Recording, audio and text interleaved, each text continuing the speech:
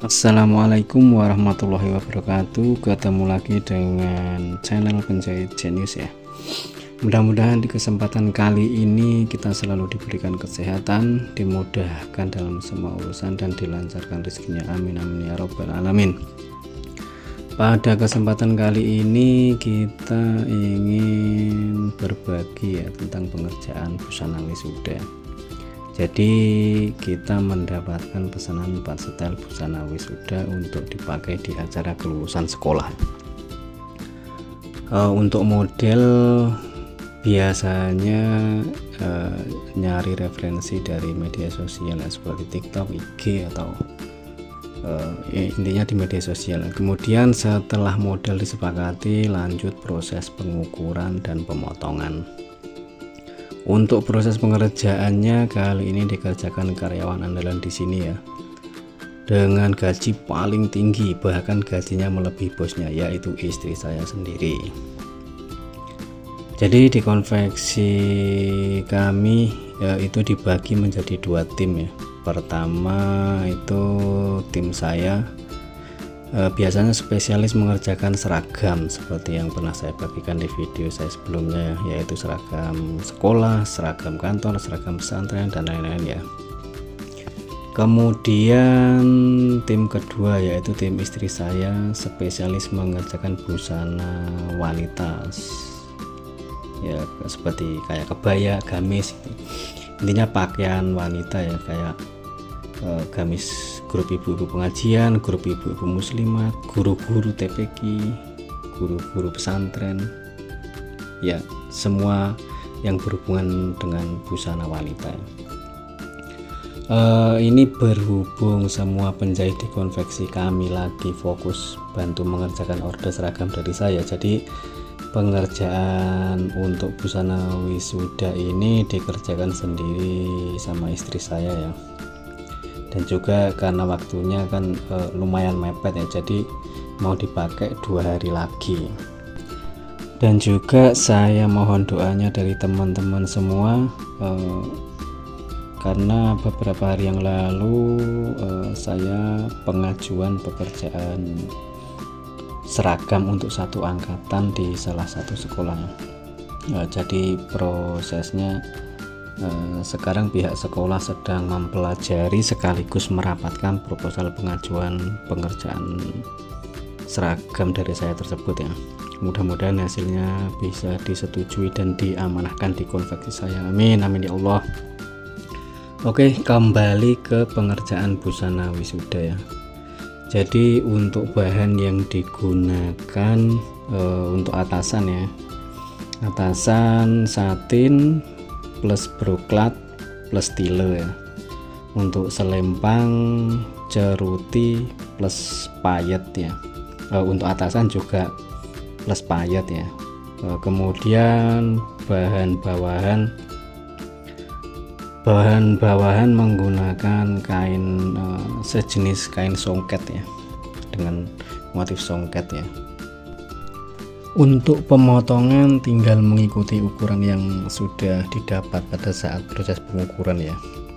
Jadi tahapannya itu yaitu awalnya pencarian model busana dulu, kemudian setelah model disepakati penentuan harga, setelah harga oke, baru bisa kita eksekusi ya. Jadi prinsip saya konveksi itu jangan pilih-pilih menerima orderan ya, asalkan harganya cocok, kemudian waktu pengerjaannya cukup. Kalau menurut saya kita terima saja ya, karena kalau ngomongin skill apakah kita sudah benar-benar 100% mahir, tentu jawabannya belum ya, karena setiap hari kita masih terus belajar tentang peningkatan skill pecah model, skill menjahit yang rapi. Intinya setiap hari itu ada hal-hal baru yang kita pelajari ya.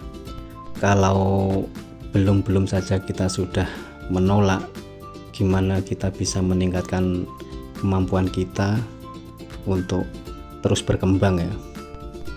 Kalau ditanya ya, Mas apa pernah salah motong, Mas apa pernah ngerusakin pakaian pelanggan, saya jawab dengan sangat bangga ya, sangat pernah ya.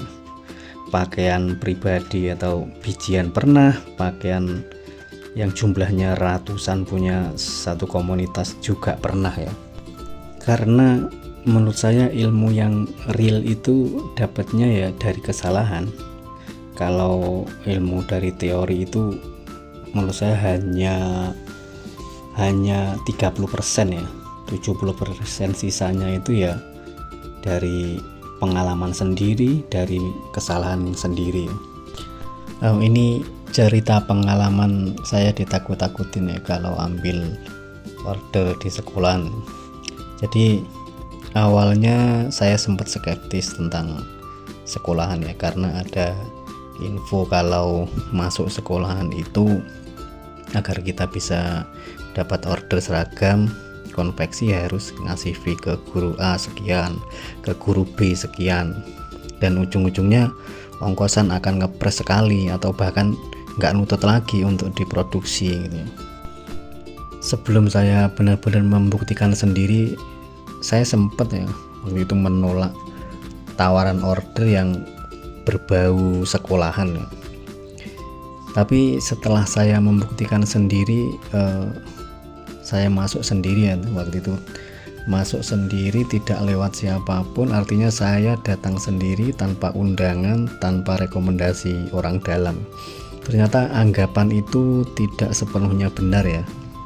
Kalau dibilang ada nggak guru yang minta fee dari konveksi, jawabannya ada, tapi menurut saya itu hanya oknum ya, dan sebenarnya bisa diantisipasi sebenarnya.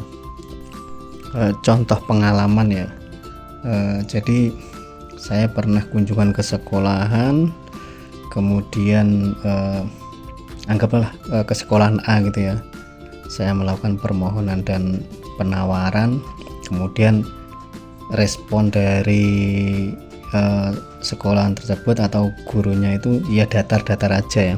Oh iya mas, nanti coba tak tanyakan dulu, nanti coba tak pertimbangkan dulu, tanya ke capseknya dulu ya, intinya datar-datar aja ya. Kemudian sehari setelahnya saya dihubungi dan diajak ngopi-ngopi di luar ya sama guru tadi. Nah di luar sekolahan itulah guru tersebut meminta penawaran-penawaran ya, apa-apa saja yang beliau dapat, kemudian apa yang bisa saya kasih, dan saya ngerasanya itu jadinya nggak terlalu nyaman ya. Jadi saya jawab aja ya sesuai dengan proposal tertulis yang kemarin saya ajukan di kantor Pak, ya intinya, dan akhirnya tidak terjadi kerjasama ya. Karena menurut saya di proposal yang saya ajukan itu sudah tercantum tentang kelebihan dan pelayanan, harga dan lain-lain lah. Kalau produksi di konveksi saya itu keunggulannya apa, pelayanannya seperti apa, kelebihannya seperti apa, itu sudah tercantum semua. Karena kalau kita paksakan kita ambil order dengan catatan ngasih fee ke sana, ngasih fee ke sini sekian gitu misalnya, imbasnya akan ke ongkos jahitnya. Akhirnya kita mau nggak mau menekan biaya produksi ya, seperti atribut, kelengkapan, aksesorisnya, sampai ya ujungnya ke ongkos jahit.